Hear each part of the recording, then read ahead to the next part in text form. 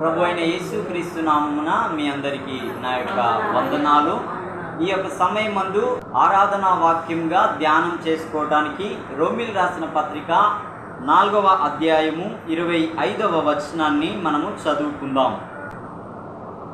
ఆయన మన అపరాధముల నిమిత్తము అప్పగింపబడి మనము నీతిమంతులముగా తీర్చబడుటకై లేపబడెను.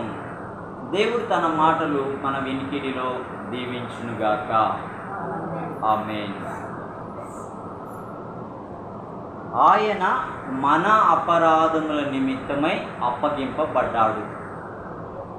మన పాపానికి, శాపానికి, రాబోయే ఉగ్రతకు, వచ్చే ఆ శిక్షకు ఏం చేయబడ్డాడు అనంటే, మనది యావత్తు తాను తీసుకొని పాపము చేయని ఆయన, నీతిమంతుడు అయిన ఆయన మీ శిక్షను, మీ సమస్త దోషాన్ని, మీకు రావాల్సిన సమస్తమైన ఆ శిక్షా దండనను ఇదిగో నేనే భరిస్తాను అని ఆయన మనకు రావాల్సిన శిక్ష, మనము పొందవలసిన సమస్తమైన ఆ యొక్క పాపానికి ఫలాన్ని ఆయన పొందటం కొరకు ఆయన తను తాను అప్పగించుకున్న వానిగా మనము చూస్తున్నాం. అందుకే ఇక్కడ ఏమంటున్నాడంటే, ఆయన మన అపరాధముల నిమిత్తమై అప్పగింపబడ్డాడు. ఎవరు అప్పగించుకుంటారండి? ఈ రోజుల్లో ఏదైనా చిన్న అప్పు చేస్తే నేను తీరుస్తానులేండి, నా తమ్ముడు 1,00,000 చేశాడు కదా, నేను తీరుస్తానులేండి అని ఏ అన్న అయినా అనగలడా? జైలుకి వెళ్ళాడు, ఎవరైనా ఓ 50,000 కట్టి పోలీసులతో మాట్లాడి ఆయన్ని విడిపిస్తాను అని ఎవరైనా సాహసం చేసి డబ్బులు పెట్టి విడిపించడానికి ఎవరైనా వెళ్తారండి? నీ శిక్ష నిమిత్తము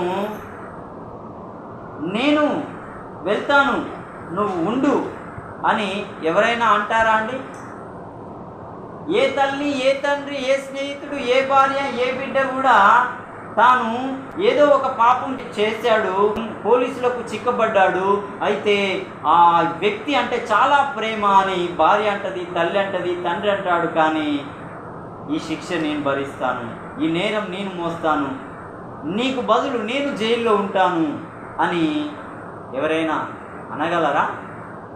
నీ సావు నువ్వే సావు, నువ్వు చేసిన కర్మ నువ్వే అనుభవించు అంటారు. ఈ భూమి మీద ఉన్న ఏ తల్లైనా, తండ్రి అయినా, స్నేహితుడైనా, భార్య అయినా, భర్త అయినా, మరెవరైనా అలాగే అంటారు.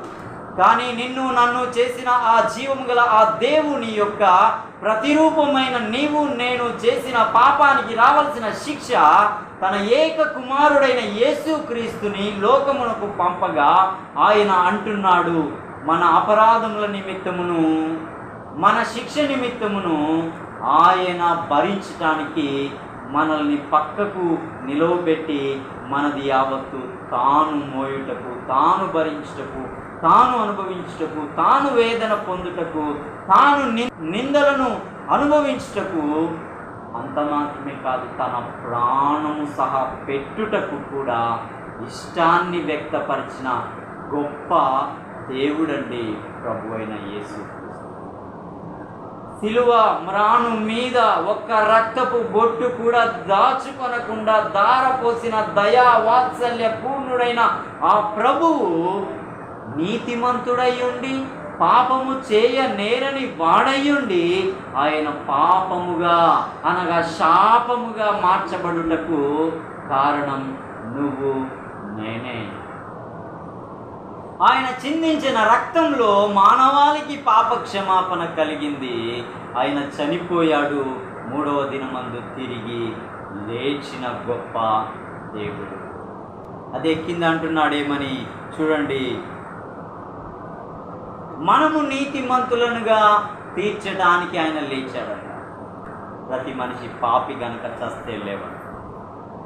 దేవుడు లేచాడు అంటే ఆయన నీతిమంతుడు, పాపం లేని పరిశుద్ధుడు కాబట్టి సకల మానవాళి పాపం కొరకు ఆయన ప్రాణం పెట్టినా తిరిగి లేచుటకు గల కారణం ఏంటంటే ఆయన నీతిమంతుడు గనుక ఆయన లేచాడు. ఆ లేచిన ఆ నీతిమంతుడు ఇప్పుడు మనల్ని ఏం చేయడానికి ఆయన లేచాడు అంటే చూడండి, నిన్ను నన్ను అనగా భూమి మీద ఉన్న సకల మానవాళి తన్ను విశ్వసించే ఏ వ్యక్తినైనా నీతిమంతునిగా దేవుని ఎదుట నిలవబెట్టడానికి ఆయన తిరిగి లేచాడు. ఎంత గొప్ప ప్రేమగల దేవుడండి! ఒకటి, మన కొరకు తన్ను తాను అప్పగించుకున్నాడు. 2, తిరిగి లేచి నిన్ను నన్ను నీతిమంతునిగా తీర్చిదిద్దుచు ఉండుటకు ఆయన తిరిగి లేచాడు. అంత మాత్రమే కాదు, నీ కొరకు నా కొరకు ఆయన స్థలము సిద్ధపరచ వెళ్ళాడు. యుగాలు నిలిచి ఉండే ఆ నిత్య రాజ్యంలో నీ కొరకు నా కొరకు స్థలమును సిద్ధపరచడానికి ఆయన వెళ్ళాడు.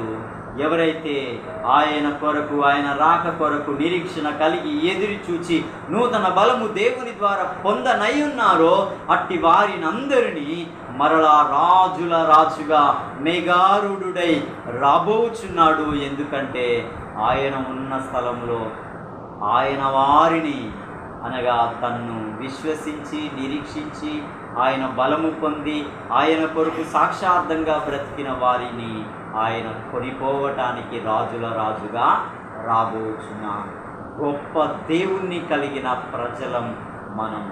అట్టి గొప్ప దేవుణ్ణి మనము, ప్రభువా నా కోసం, నా పాపం కోసం, నాకు రావాల్సిన శిక్ష కోసం నీవు అప్పగించుకున్నావు. నీ ప్రాణాన్ని దారపోసి నా పాపాన్ని కడిగావు. అంత మాత్రమే కాదు, తిరిగి లేచి నన్ను నీతిమంతునిగా నిలవబెట్టుటకు నీవు తిరిగి లేచావు. నీ కొరకు నేను ఎదురు చూస్తూ ఉండగా నీవు మరలా నా కొరకు త్వరలో రాబోచున్న దేవుడవుగా నాకున్నందుకు నీకేమివ్వగలను? ఏమిచ్చి నీ రుణం నేను తీర్చగలను?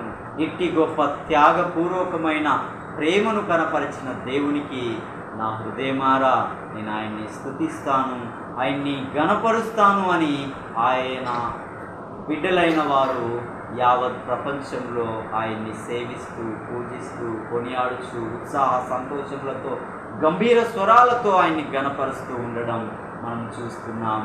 అదేవిధంగా చిన్న గుంపుగా చేరిన మనము కూడా మన దేవుణ్ణి ఆరాధిద్దాం.